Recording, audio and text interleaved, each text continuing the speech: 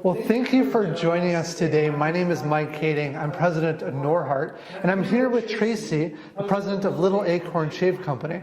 And I just love Tracy because she is passionate about making the world a better place and about supporting women in our community. And today we'll be talking about entrepreneurship and about starting your own business and about the hardships that come with that. And if you have questions at any point during this live event, feel free to ask them, and we'll pause and we'll answer those questions as we go along. But to kick us off, I found out that Tracy started 5 different businesses. That's impressive, and I wanted to hear more about that. So Tracy, can you tell us a little bit more about your history? Yeah, for sure. Thanks, Mike. First of all, I just want to thank you for letting me be a guest on your show here. And my life has been very adventurous. There's rarely a dull moment. I started my first business when I was 17. And I grew up in a home where entrepreneurism was common. My dad's an entrepreneur, and we just had the mindset in my household that whatever you thought you wanted to do, you could give it a shot. And so at 17, I was able to borrow some money from my dad and purchase a retail salon, which did hair, skin, tanning, and now mind you, I knew nothing about cosmetology. I didn't want to know anything about it. I had no intention of actually working in that salon other than being the manager. And at 17, I was able to bring in some training and teach them how to have a culture of honor that allowed them to market their business and grow their business to a place where there was profitability when it was actually getting ready to shut its doors. And so within 6 months, I was able to sell that business for profit. Took the money, reinvested it into another tanning salon, did the same thing in 18 months, and I was off to having my third business before I was 20. Wow. So did you have any fear at all jumping into that? Well, it's a fantastic question because, of course, we all have fear. Yeah. And I feel like when I think back to that time, I felt more like I was ignorance on fire. And when I go much on fire, sometimes the fear gets burned away. Sure. And so for me, I'm positive I probably had some insecurities because, of course, I was young and dumb. And, I didn't know anything about it, so what made me think I could do it? However, I also knew that the worst thing that could happen is I could fail. Yeah. And then I would do something else. Yeah. So I wouldn't say that fear was a huge obstacle for me at that point because I had this fire inside of me that just wanted to try new things and explore the world. And I often think about how I wish I had more of that today as a mature businesswoman, because sometimes fear can really stop us. Yeah. So now you've lived through the world a little longer. You've seen some of the rough patches in the road, and now that holds you back a little bit. I think we let it. Yes, I think we get in our head. Right? Sometimes we know too much. We know the pain of maybe rejection. Yeah. We know the pain of failure. We know the loneliness, the devastation that can happen. And yet the reality is the best thing we can do when we experience those things is to keep moving. Yeah. So I hadn't yet experienced devastating failure. However, I did get the opportunity to experience that a couple of times. Well, tell us a little bit more about that. So my third business that I started was an insurance agency, financial advising. And I started to work with a captive company, meaning that I sold products for one specific company. And I was able to build that agency up quite a bit. In the middle of that career, actually in the very beginning, I was 25 years old when I started that. And about a year and a half into that business, Mike, I was in a head-on car crash. No. And from that car crash, I had 8 reconstructive surgeries and 7.5 pounds of titanium in multiple places of my body. My left leg was completely reconstructed and my right hip was completely reconstructed. And I spent a year in a wheelchair, and the doctors told me that I would never walk again without a cane. I had no idea. Yeah, and so I believe that it is not the circumstances that surround us. It's not the circumstances that happen to us. It's not our environment. It's not our checking account. It's not our education that determines whether or not we get to experience success in our life, but rather it's how we choose to respond to that. Yeah. Right? So here I am, I'm 25 years old, and you already know that I have this mindset of invincibility. Yeah. And I'm invincible, like nothing's gonna stop me. And something stopped me. Yeah. Literally head on stops me. And my entire life gets upheavaled at that point. Everything that I thought was just going to be normal was no longer normal. Now I have to figure out how I'm going to walk again. How am I going to get out of a wheelchair and build my business? What is that even going to look like? And I didn't know it, but at the time, that accident was happening for me instead of to me. That's a great perspective. And why I say that is because it was building resilience in me. It was building this fight in me that I believe that we all have inside of us. And sometimes through the trials of life, we lose it. Something happens and it gets dulled. And so for me, in this case, when that happened to me and I was in that car accident, I remember feeling like the fire got amped up. And instead of wanting to believe what the doctor said about me, I chose to believe something different. And that was that I would have a life that would be filled with significance, filled with a magnitude of success, regardless of what my current circumstances were. And so I'm super happy and proud of myself because I can tell you today I have run 3 half marathons, 2 Tough Mudders, and 2 100-mile relay races, Ragnar races. So I am not just walking, I am kind of an anomaly. How did you pull that off? How did you go from being stuck in a wheelchair? This is sheer determination? Oh my goodness. So here's the thing. We think that if we're here and we want to get here, we think that there's an easy path to that, right? But the reality is I did it the same way we do everything. How does your little baby learn how to walk? Lots of failure. And so I learned one step at a time. Yeah. I took one step. And it didn't happen overnight. It took me 4 years and 4 reconstructive surgeries of learning how to walk again and again and again and again until I could actually learn how to walk. And then for 8 years, I walked with a limp. Like if you saw me walk down the street, you would know that I had some form of challenge in my gait. Yeah. Right? So I had to learn how to walk with a metal hip and a completely fused ankle that didn't move at all. Oh. And from that, at one point, so one of my girlfriends says to me, well, why don't you run this Tough Mudder race with me? I had no idea what it was. I didn't know that it was a military-style obstacle course, half marathon distance, which is 13 miles. I'd never run ever, and certainly not since my accident because I was barely walking. Yeah. But it gave me motivation, Mike, to try something I hadn't tried before.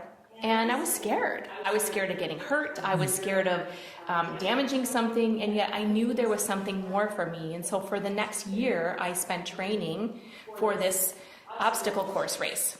And I ran it, and not only did I run it, but I ran it again the next year, and I ran it faster. Wow. I beat my time and did a personal best, and I think if we could apply those principles, because that accident happened for me. Yeah. It strengthened me where I had weakness. Yeah. It allowed me to know that I'm an overcomer. It taught me the worth and value I had in who I was instead of feeling crushed. And sometimes we feel crushed. Yeah. What would you say to someone who is in that moment of feeling crushed, needing to step up and beyond that? Well, there's a couple of things. I think, first of all, we need to learn how to give ourselves grace and permission to feel crushed. Because sometimes we say, well, I'm crushed. Like, clearly, my body was broken to pieces. Yeah. And if I had just gone around going, I'm good. No, I'm good. You would have known I was lying. Yeah. And I know I was lying. Yeah. Right? So there is a space that we can give to ourselves that says, I'm broken and I'm healing. Yeah. Right? So the first place, I think, is to give ourselves permission to feel lonely, to feel disappointed, to feel angry, to feel frustrated. And when we can validate our own feelings, it's the first step in us going, okay, so now what do I do about it? Yeah. If we never validate ourselves, if we try to shove those feelings down, which most of us do, if we try to push them away, if we try to pretend them away, like, no, I'm good, I'm totally good, they're coming back with a force. So validating them allows us permission then to figure out a strategy of how we're going to respond and take action to it. Yeah. And that's what allowed me for the next 10 years to strengthen my body to a place where I could actually run marathons. Good for you. That's incredible. That's such a great story. So inspiring. Like, I want to go run a marathon now. If you think about it too, along the way, gratitude means a lot, you know, because I could have died. I could have lost my intestinal system. I could have had my lungs crushed. I could have had brain damage. There was a lot of things that could have happened that would have been worse. Instead of focusing on what I didn't want more of, I chose to focus on the things I wanted to multiply. Yeah. And what I wanted to multiply was my mindset of gratitude. It was my thinking of being an overcomer. Even if I was never going to achieve something to the level of someone else, I could do something more than I did yesterday. I could be stronger, I could be better, I could be more resilient.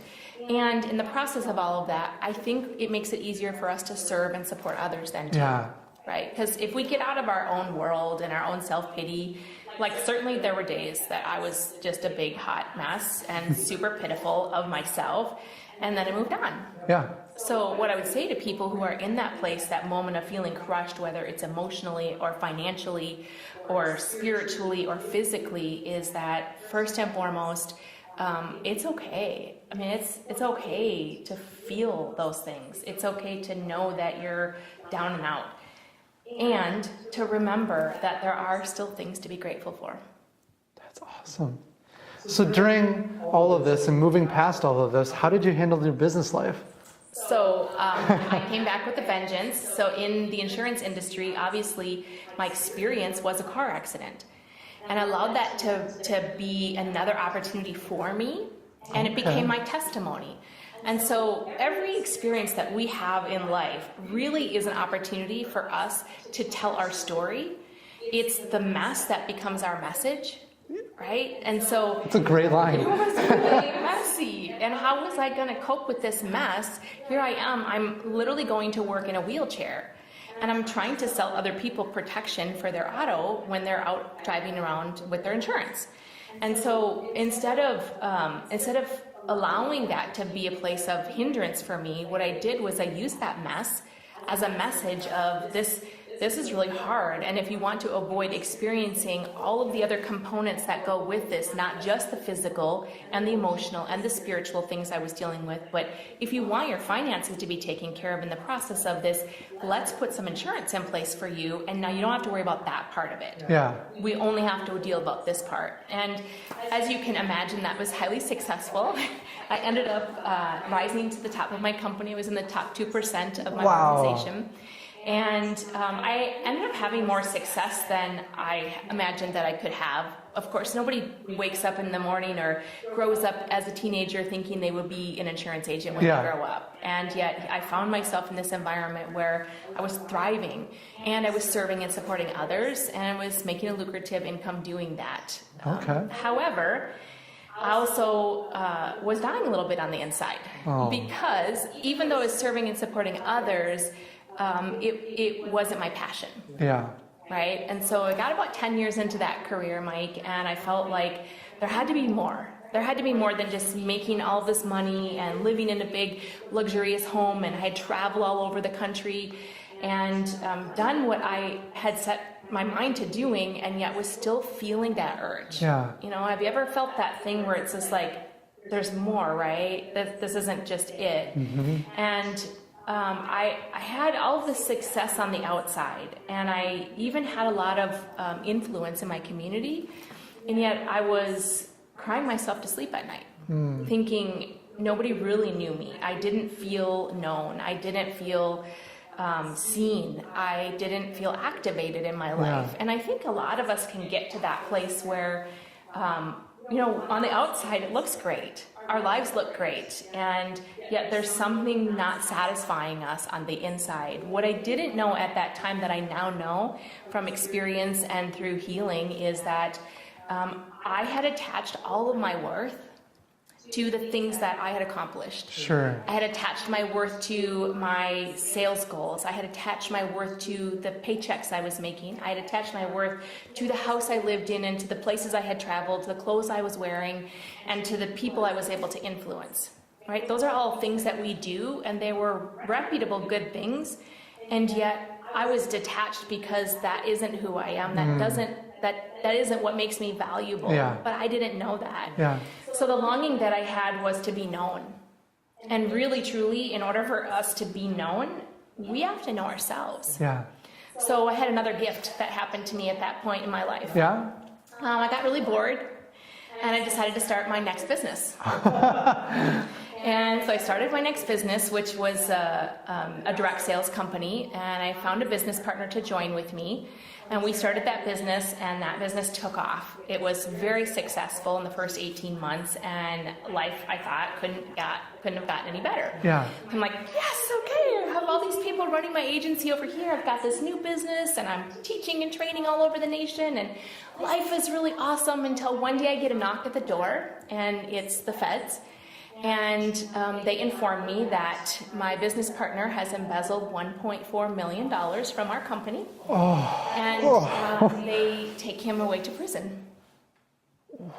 And so it bankrupted our business, of course. Yeah, both of them? Pretty bad. So the bankruptcy trustee came in at that point and said, we're looking at your separate business over here, and there's some real vague language in your contracts, and because of that, we can list this residual income you're making as an asset and not an income and seize it in your bankruptcy. So yes, I did lose both businesses all in one fell swoop and became homeless, a single mom with $47 to my name. How many kids? I had one, I had one child at the time. I Oh, still old. have one. He was 2.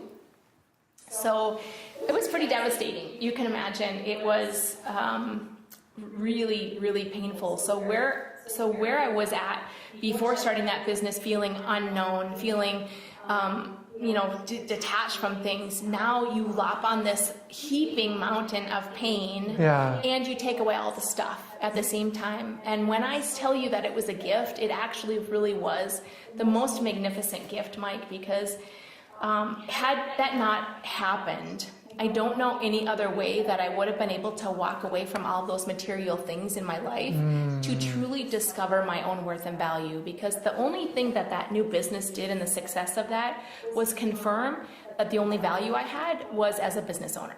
And that's not still the truth about me, right? And so this opportunity that I had as a homeless single mom of a toddler with $47 to my name gave me the opportunity to really explore what worth and value I had outside of my reputation, outside of my commission checks, outside of my big fatty home.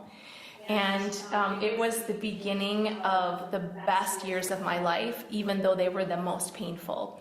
And as I journeyed in that place, I began to discover that I wasn't alone, that there are literally thousands of us out there who have attached our worth and value to some material things. It's so true. And we end up living unsatisfied. Yeah. Right? And so it was really a beautiful experience, and that's what led me to my 4th business, which was my coaching practice. Okay. And as an executive business coach, what I had the opportunity to do then was to share my personal experiences and my business experiences with my clients, help them getting shortcuts to their success, because I had some knack at helping people build business and make money in their business, but it was more than that. It wasn't just helping people make money. It was helping people attach to their worth and value, because I knew that if I only helped them make the money, they would end up in this place of dissatisfaction eventually. And that's where our marriages get divided. That's where we become disconnected from our children. We become disconnected from ourselves. And so the last 12 years of my life have been this beautiful tapestry of being able to offer up my own personal pain and success in a way that allows other people to shorten their learning curve, but also reconnect with their value and their worth. And that was I feel like I was rebirthed. Yeah. Like I was born in this new place, and I began to redirect my belief about myself. Because prior to that, even though I was super confident, on the outside looking in, people would have said, wow, like you can conquer the world. And on the inside, I wondered if I had any value. Wow. And that next 10 years of building that practice and helping other people allowed me to take my own healing journey of discovering that, wow, like I'm worth a lot. Yeah. I'm beautiful. I'm capable. I'm willing. I have all of these magnificent gifts, and that's what makes me valuable. Yeah. And I bet other people don't know it. And sure enough, that's what I discovered in a decade of working with other business owners, that there were a lot of people like me who felt dissatisfied on the inside. Wow. I just love the journey and the fact you're willing to be so raw and authentic about it. What would you tell people who are currently in a career that they feel is attached to that money or that wealth or just the lack of purpose? Now, you had a big event to make you change, but what would you tell someone who's just in that spot right now? Yeah, that's a great question, Mike. I would say you don't have to have a head-on car crash. You don't have to have a bankruptcy in order to find your worth and value. That there are some really simple tools that are available to us that begin to help change our neuroscience. And what most of us don't realize, we've heard this, we know the simplicity of it, but I don't know that we've really grasped the reality of the fact that the speech center in our brain, then the speech center is the place of our brain that actually manages the words that come out of our mouth. It's not the place that manages the thoughts. Okay. It manages only the words. So we have some different components in our brain. So this speech center actually has total dominion over every muscle, nerve, and cell in our body. Our entire body is controlled by our speech center. Now, most of us think that it's our thoughts, right? We think, well, what I think about myself, therefore I become. And that is to some extent true, right? So as we start to focus on things, those things multiply. As we think on things, we become that, right? We kind of manifest that. But really, neuroscience has now proven over and over and over that our words have become the boss of us. Our words actually have the ultimate say, the final say, if you will. And so if I'm speaking something contrary to the truth about what I really am, and that usually starts in our mind. So if this goes back to what would I say to a person who is stuck in this place? I'm guessing that their language, their talk to themselves, is something around the same type of talk that I had when I was in that place. That's, you're not really all that. Yeah. Like you look good on the outside, girl, but you are not all that. If they only knew. And it's that little bit of insecurity, and with that insecurity that I would talk to myself, it left the door open for me to maintain that belief about myself. And as soon as I learned how to heal some of that through the power of my words, as I began to speak differently to myself, I didn't feel different right away. Now, I think this is the thing we think, like, well, I know, Tracy, I know I'm supposed to say nice things to myself. I know I'm supposed to use positive affirmation. I just don't think about it. It can't be that easy, right? It's got to be something hard because we're high achievers and we like hard work. It's actually that simple. And as we begin to speak, therefore, our body must obey that. And our feelings get caught in the middle a little bit. They're lagging behind. They don't follow quickly, but eventually they do follow. And pretty soon we feel exactly what we're saying. Right? So if I say I'm beautiful, but I don't feel beautiful, it's just a matter of time before those words catch up and my feelings follow. And then pretty soon I look in the mirror and I'm like, look at how beautiful I am. And there's no ego in that. It doesn't come from a place of pride. It comes actually from a place of humility and truth, because I've actually realized the truth about who I am. And so what I would say to people who are in that place is that begin to take an inventory of how you're talking to yourself, of what it is you're saying to yourself in your thoughts and in your words. How are you reporting that information to others? And you can hear this when you talk to people and you hear little comments, you're like, oh, well, yeah, that's how you think about yourself, right? So we're really critical of ourselves. And when you hear that in a person, my first thought is there's probably some crisis going on that's crushing them, that's making us feel squished into that place. And believe it or not, neuroscience doesn't lie. And if you're a person of faith, it's actually backed up by proverbs that are 2,000 years old. So you got it on both directions. And words have power and can change our lives. They do change our lives. In fact, Mike, I have 3,000 written testimonies of people's lives who have transformed because they've used the power of words. Wow. Are those different clients you've had over time? Different clients I've had over the last 10 years. which really is what led me into Little Acorn Shave Co. Yeah, it's like we're building a solid foundation. And like the next step you're about to learn about almost feels inevitable. Like this is clearly where to go next. So tell us about Little Acorn Shave Co. For sure. I just want to say one more thing to those of you who are watching, that everything that you have experienced in your life, every moment, every tear that you've cried, every minute of anxiety, every hour of depression, of disconnection, all of that does not have to be in vain. That we can take those things and look at them from a perspective of happening for us instead of to us. And when we do that, it propels us into the next thing that cannot be possible unless we experience the things that we experience that we would rather just delete from our history.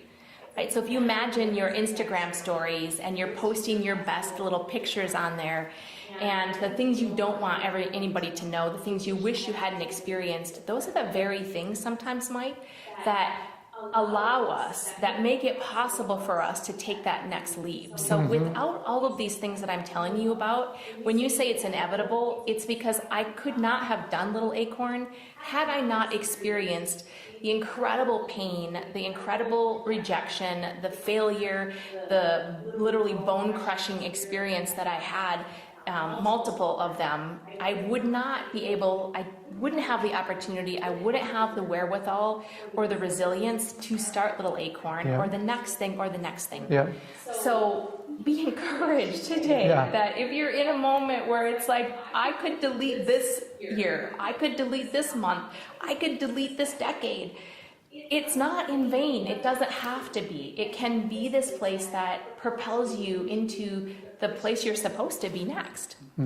So Little Acorn Shave Co. was really birthed out of this desire, Mike, for me to share the good news of the power that we have within us to transform our lives through the power of our words. Yeah. Now, my clients, obviously 3,000 of them with written testimonies, I knew we were onto something, and I wanted to expose more people to this. Now, I specifically went in the realm of women because what I found in my coaching practice is that men and women process information differently. Duh, we know this. Yeah.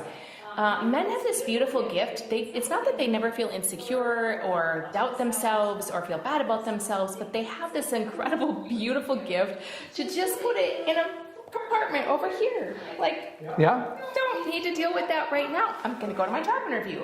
I'm going to go make my sales call. It's over here. I'm just going to do it. Yeah. Women do not know how to detach that. And so everything is integrated into their what I call their emotional field, right? So they're going to go for a job interview, but they've got this critical voice over here. It's not compartmentalized, it's integrated, and it stops them. It stops us from becoming productive. It stops us from being our very best and living to our full potential. And so I specifically wanted to reach more women. Yeah. Because when women are activated, Mike, you know this, you have a wife and a daughter. When women are activated, the world is pretty fantastic, right? Like we do some pretty incredible things. Yeah. And so how am I going to reach more women with this idea? How am I going to remind them to speak something nice to themselves? What can I do to help them not add another thing to their daily routine because we're already busy? We would be doing it if it was easy, right? So what can I do to help create this transformation with women without having them in my coaching practice, without having them engage into a relationship with me that way? But what could I do that could just meet them in these vulnerable places? And that's where the Little Acorn story comes in. Oh, yes. Tell us about the story. So I'm 3 years old. And I find this acorn, and I'm so fascinated with it. Yeah. It is so beautiful, except it's filthy and dirty and full of mud, and I'm in my beautiful little Sunday dress at 3 years old. And so my mom looks at it, and she's like, put it down! It's getting your dress all dirty. It's filthy dirty. Like, no, it's full of germs. Put it down. So she turns around, and I'm going to keep it. Like, I've already decided I'm going to keep this thing, and you know how persistent I am based on my story. Yeah. So she turns around, and where does a 3-year-old in a little pretty dress put something she wants to keep forever? Her mouth? Well, I had a couple choices, right? For me, I chose to just jam it right up my nose. Give it a good shove, really hard. Landed myself in the emergency room. No. Couldn't get this acorn out. So they extract the acorn, and it provides really great entertainment for my family for the next 3 decades. So Thanksgiving, Christmas, what do we talk about? We talk about how Tracy jams things in her nose. So frustrated with this story. I'm telling my girlfriend after the holidays, and she says, oh, it's just a really good story. And I'm like, I don't jam things in my nose. What are you talking about? And she says, it is the story of your life. You are the little acorn. You knew, even at 3, without knowing that you knew, that the smallest of acorns, no matter how tiny they are, if they're planted in the right soil and nurtured, have the potential to become a mighty oak tree.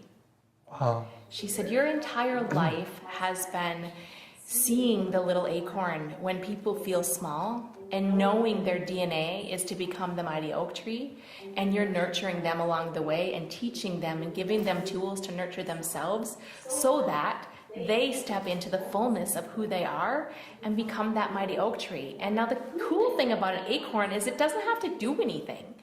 It doesn't have to do anything. Mike, like, this is just an epiphany, a revelation, whatever you want to call it. Like, we don't have to do anything to become who we're supposed to become. All of the things we do are the ancillary, the sideline things that add on to who we already are. And they happen for us, not to us, right? And so Little Acorn Shave Co. was birthed in this collision of my desire to reach women and knowing that most of us feel small at some point or another with this self-criticism. And where are those vulnerable places for us? Well, one of the most vulnerable places for women is in the shower. Yeah. We get undressed, we look in the mirror, and we rehearse all of the things we don't really appreciate about ourselves, right? And it's this negative talk that begins to take hold in us. It's this language that starts, and that's what steps in the way of our productivity, steps in the way of us becoming full oak trees. Yeah. And so I thought I could meet women in that vulnerable place, in the shower, where they're feeling critical of themselves, and remind them to speak something positive to themselves, and then their life would begin to transform easily without a lot of effort, and their feelings would therefore follow. I know this because 3,000 people have done it. We've watched it. It's not that I'm hoping the tool will work. It's just that I need to tell more people about it. And so we soon discovered that I thought, well, what kind of beauty product could I utilize in order to have a reason to be in the shower with that woman? Yeah. So shaving was something that we picked, and we soon discovered that for 100 years, women have been using a man's razor to shave our bodies. A man's razor. Really? For a beard. Like, people, this is a man's razor turned purple with a couple aloe strips on it, right? Literally the same razor. There's razor. nothing different. Right, so take a look at this, and I don't know if they're going to be able to see this on camera or not, but these are all of the traditional razors that we have. You can see this picture on my website, but these are the exact razors you have in your hand. Men's version, women's version. You can see they're all the same, right? Yep. And what we discovered was the pressure designed on this is specifically meant for a coarse beard, to pull on that hair in a downward motion. Well, when we use that amount of pressure on the rest of the parts of our body that we shave, it creates all kinds of problems. It creates skin irritation. It actually removes some layers of skin, which is why we have razor burn and ingrown hairs. And there's no flexibility. It's very rigid. So what do we do around the parts of our body that are curvy and bony? What do we do around knees and ankles and underarms and special pretty areas? Like, let's be real, we shave a lot of real estate. Yeah. And there's a lot of different types of things that we need to be able to get around, and this isn't cutting it. Yeah. So what we did was we created something that was revolutionary. After 100 years, we created a razor that not only added length to the handle so that we could better reach those places without having to do yoga poses in the shower and behind the leg and special pretty area and ankles and all of that, but what we did was we created it flexible. with a flexible neck on it, Mike. Okay. And what that did, the magic of that, is that it now intuitively flexes around every curve of our body, around every area of our body that's going to need it to be flexible and lighter pressure. And so here's an example of... Can we see this? Can you see this on camera?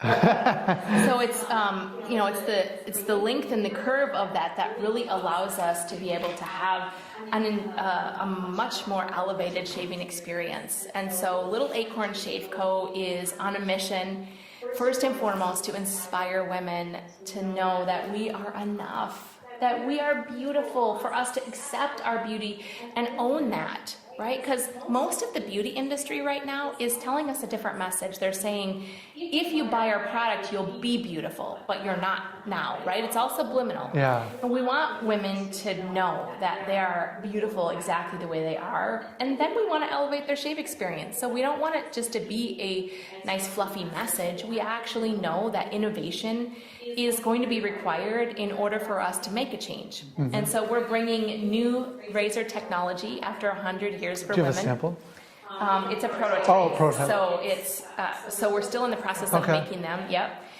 You can see all the pictures on our website, and it'll kind of explain the story there too. Yeah.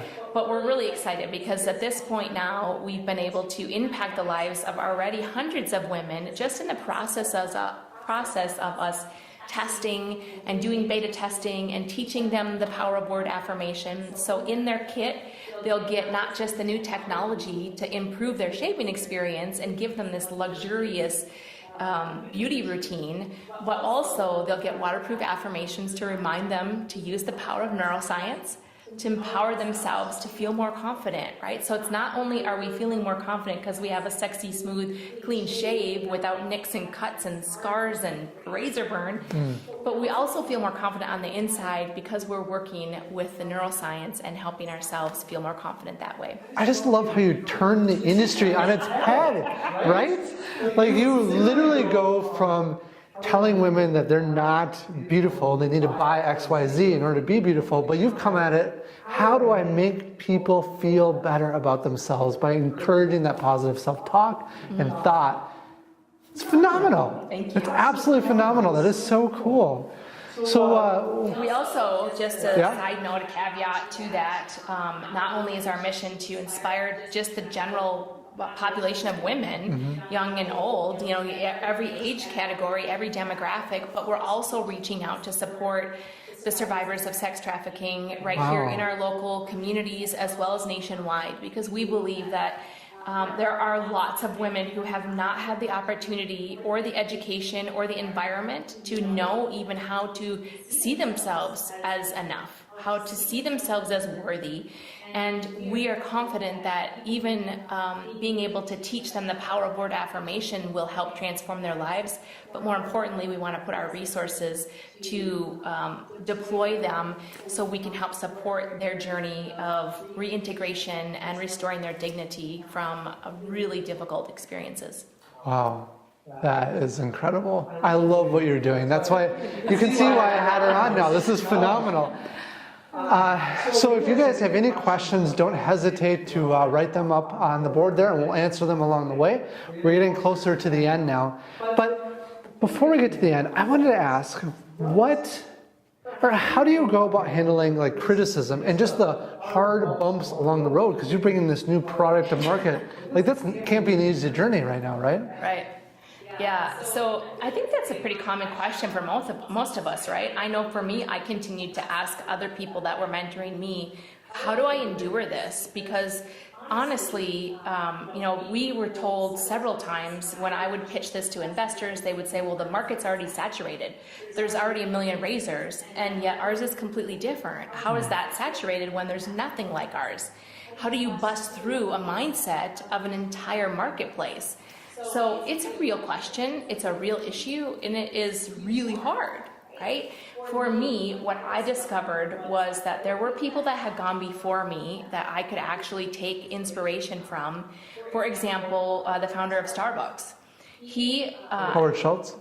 He actually asked 242 investors, so he pitched his business opportunity 242 times and got a no before he got any money to move his company forward. Yeah. Now, that's an extreme version, but I have this little Post-it note on my lampshade in my office that has the number 242 on it.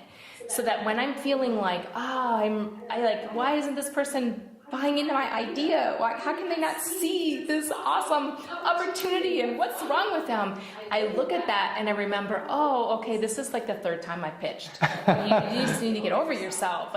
What we're doing isn't always broken. Mm-hmm. We just haven't done enough of it. Yeah. Oh, yeah. Right? So I tell my clients all the time, you have this amazing idea. You are wanting to serve and support others. And there are people out there who want what you are giving. They need what you are giving. You just haven't met them yet.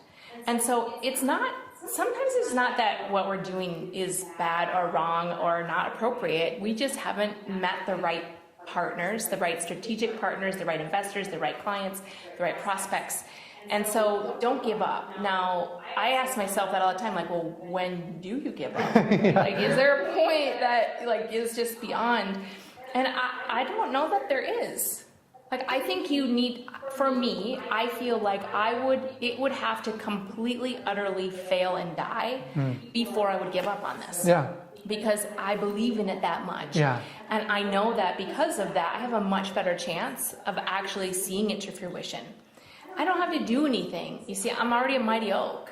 Yeah. I just haven't arrived at that place yet. I'm in my growth stage, and I might just look like a skinny, slender little bud of an oak tree thus far. But I'm going to become my mighty oak tree. And so I just remember that even the worst case, who's to say it's a failure? Because it's not a failure yet. As long as someone continues to say yes to me, I'm going to keep going. And that's what I would tell people how do they handle critics? I think if you're not making some waves, you're probably not innovating. Yeah. There has to be a happy element. Some of my people on my marketing team, they tell me this all the time. They're like, Tracy, when you build your social presence, the first thing that you need to do is get haters. I'm like, whoa, no. I want followers and likes and people, fans. I want fans. I don't want haters. And they're like, yeah, because when you have haters, and even the haters follow you, yeah, and make a lot of commotion. And mine was really hard on my ego.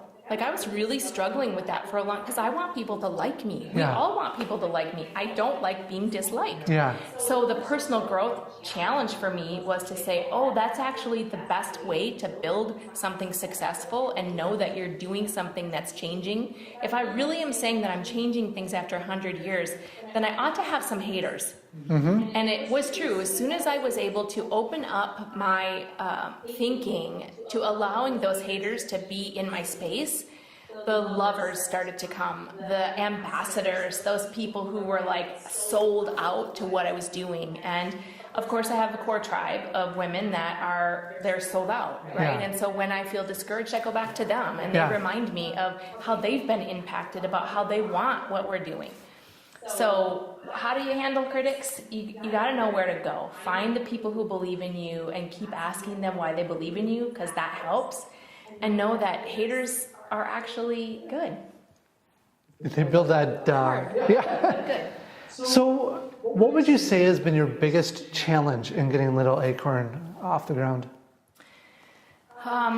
There's so many challenges. So every business that I've done this far, Mike, has been what I would call an organic build. It has been a product or service that has already been built, and I'm delivering that. Mm-hmm. And so that's a relationship build, right? And this is not any different. However, when you manufacture, when you invent, when you're an inventor, you have to create something from nothing, and then you have to find the right talent to build that something from nothing, which means our biggest challenges have been really just moving the ball forward, continuing to move forward with the right talent, with the right creative forces that help us actually complete the thing that is just a prototype into an actual working razor, right?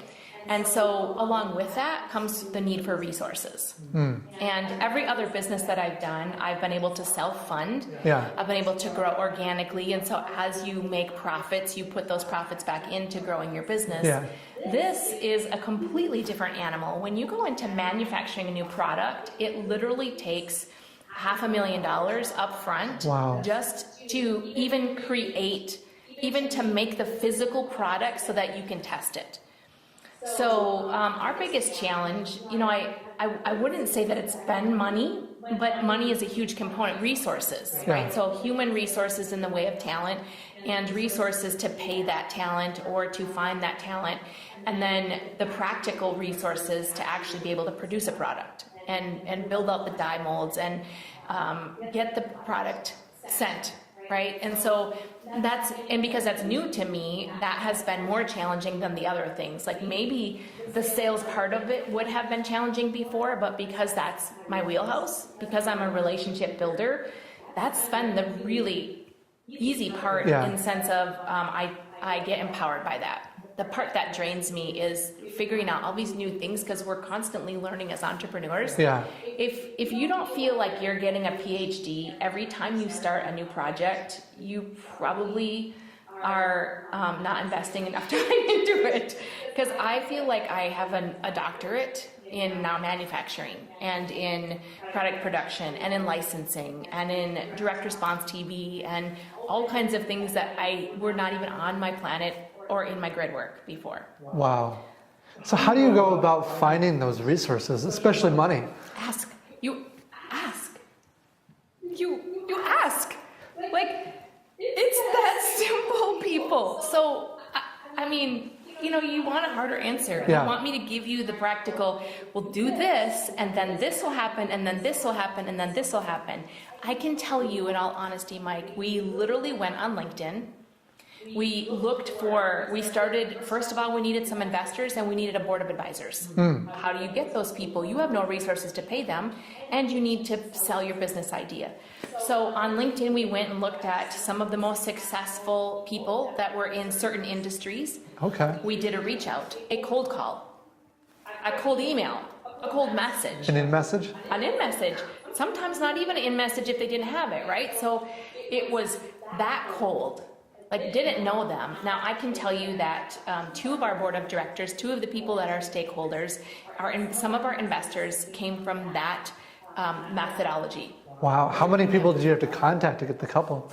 Well, I can give you kind of a synopsis of, so I contacted 21 of the top women business owners or entrepreneurs or salespeople, so the top 50, right?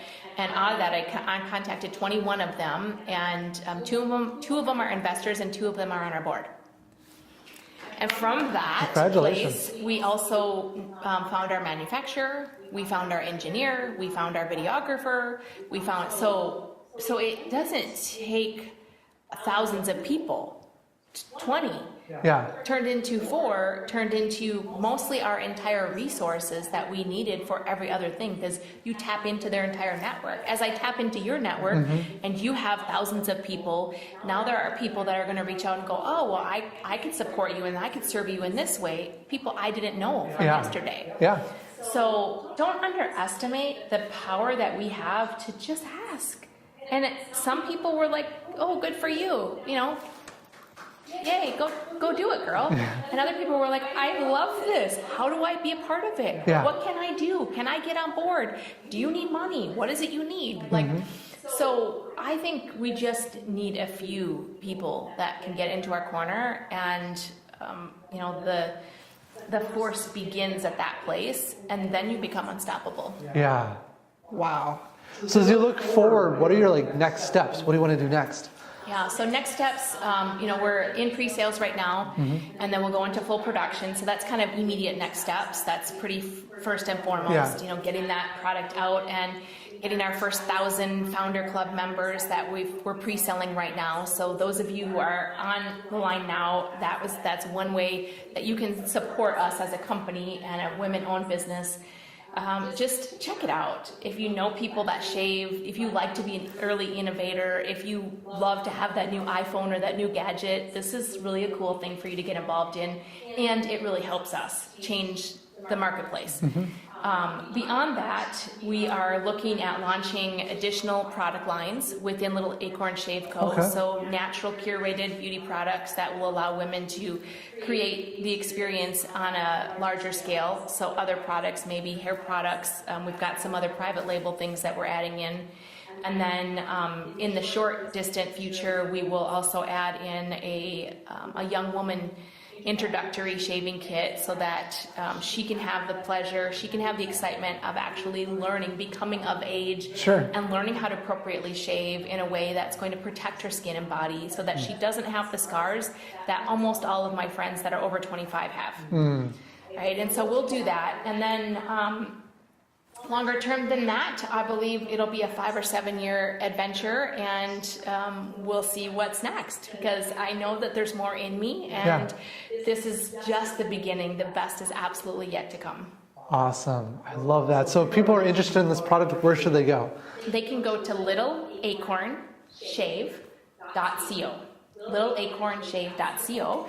And there's a whole bunch of information on there, and they can follow our story. They can follow us on, of course, all the social platforms with the same call name, Little Acorn Shave Co. Little Acorn Shave Co. on Facebook, on Instagram, on Twitter, on LinkedIn, and I'm Tracy David, so they can follow me on LinkedIn there too. But more importantly than that, like obviously, you know, I'm promoting my business, which is a natural process. But beyond that, even if you never buy a razor, even if you don't spend $1 with us, what I would love for you to do is to start thinking about how we can serve and support one another by affirming one another, by using those powerful, positive words of affirmation. One of the questions you asked me in the early onset email was, you know, how can I serve you? How can I help you? And I think, you know, being a husband and being a father, you can start by leading by example and speaking positive words. Now, those are really powerful. And then teaching your wife how to do that for herself. How does she affirm herself in her value so that when you're not available or when things are disconnected, because they get disconnected, she can still know her worth and value. And so how we can all help. All of us, regardless of whether or not we ever spend $1 with this company or any other company, is we can begin to speak truth and words of affirmation over people, because that's what allows us to nurture that little acorn so we can become the mighty oak tree. Wow. Well, I think we'll leave it there because that's a fantastic pointed ending. I like that. But thank you so much, Tracy, for joining us. This has been an absolute pleasure. And thank you to all of you who've watched along with us as well. It's been fun having you. So thanks. Thank you so much. I appreciate you.